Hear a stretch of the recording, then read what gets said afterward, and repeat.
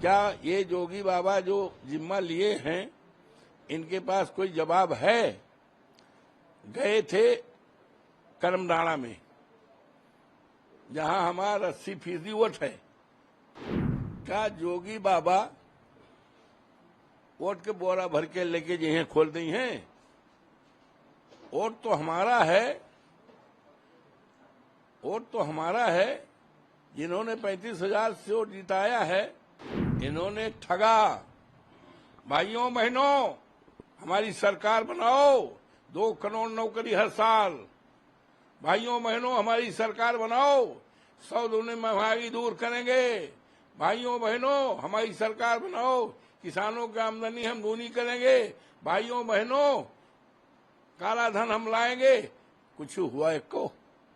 ये कहा गया कि हर पोलिंग पर जो यादव हैं, माइनॉरिटी हैं, ज्यादा से ज्यादा वोट उनका काट दिया जाए, काट दिया जाए। कल पता तो तुरंत 1 घंटे के अंदर।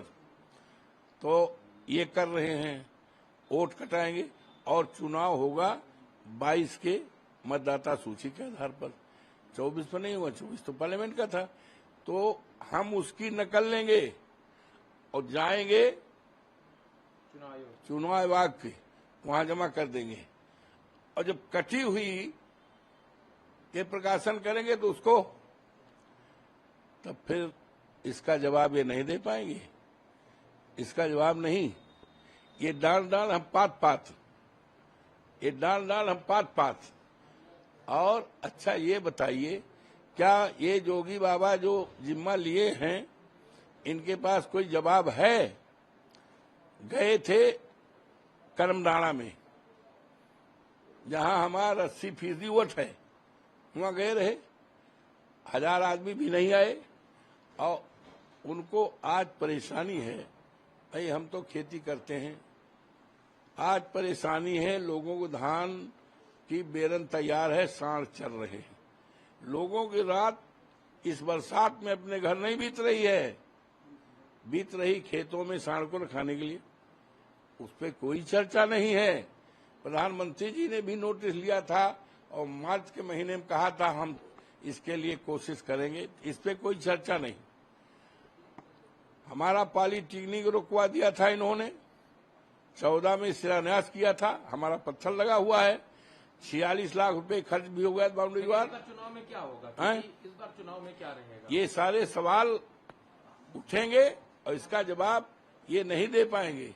और पूरी तरह से भारतीय जनता पार्टी हारेगी, हारेगी, हारेगी और 50,000 वोट से ज्यादा हमारा उम्मीदवार जीतेगा। लेकिन सीएम योगी तो लगातार वहां पे दौरे कर रहे हैं। अभी आने वाले दिनों में फिर से सबसे ज्यादा इस बार जो फोकस है वो अयोध्या के ऊपर है। अयोध्या की मिल्कीपुर विधानसभा, देश के चुनाव में जितना लोगों का फोकस अयोध्या में था उससे ज्यादा इस बार उपचुनाव में देखने को मिल रहा है। क्या ऐसी वजह है कि अयोध्या में इतना फोकस है?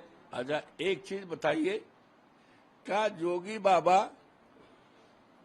वोट के बोरा भर के लेके जहें खोल दी हैं? वोट तो हमारा है, वोट तो हमारा है। जिन्होंने 35,000 से वोट जिताया है, हमारे तो समर्थक हैं, हर जात बिरादरी के हैं।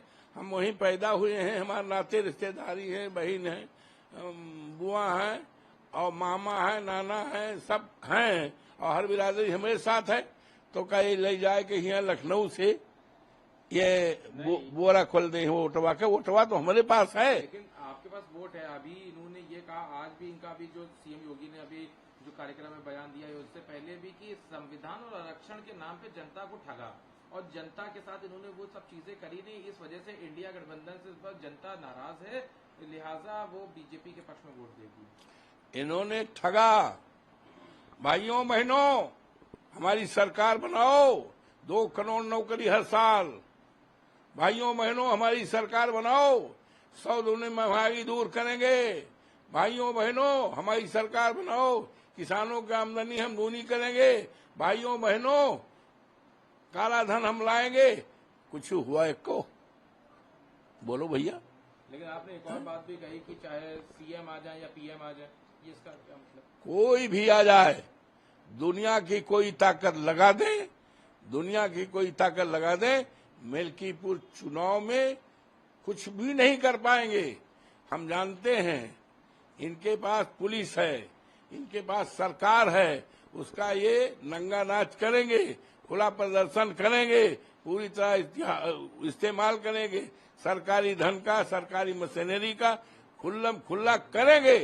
लेकिन इतिहास इस बात का गवाह है, जब सरकार और जनता में लड़ाई हुई है तो सरकार हारी है, जनता जीती है, ये इतिहास गवाह है। एक और बात है कि अभी जब ये चुनाव परिणाम आए लोकसभा के, तो उसके बाद जो बीजेपी की एक जो कॉमन चीज होती सभी नेताओं में थी, उन्होंने कहा कि कहीं ना कहीं हमारा कुछ आत्म उत्साह था, जिसकी वजह से, अति आत्म उत्साह की वजह से हम कुछ सीटें हारे।